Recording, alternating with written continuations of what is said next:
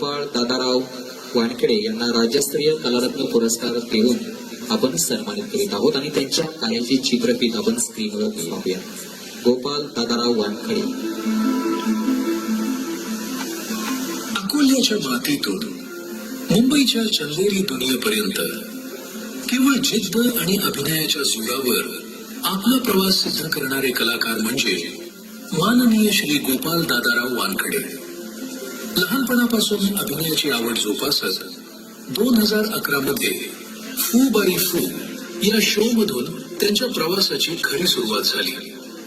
दार उघड बये आणि तुझेच मी गीत गात आहे या मालिकांमधील भूमिका असो किंवा आदिशक्ती आणि लक्ष्मी निवास मधील प्रभावी विलनचा अभिनय, त्यांनी प्रत्येक पात्रात जिवंतपणा निर्माण केला आहे.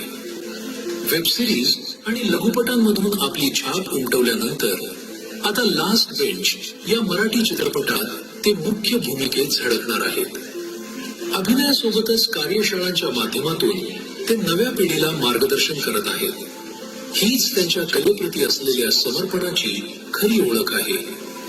एका सामान्य गावातील तरुणानं मेहनतीच्या जोरावर चित्रपट सृष्टीत निर्माण केलेले हे स्थान खरोखरच प्रेरणादायी आहे.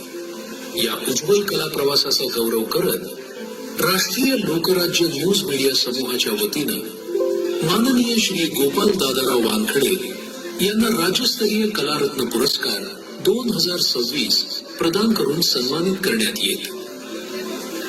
धन्यवाद. या पुरस्काराबद्दल वानखेडे साहेब यांचं मनापासून अभिनंदन.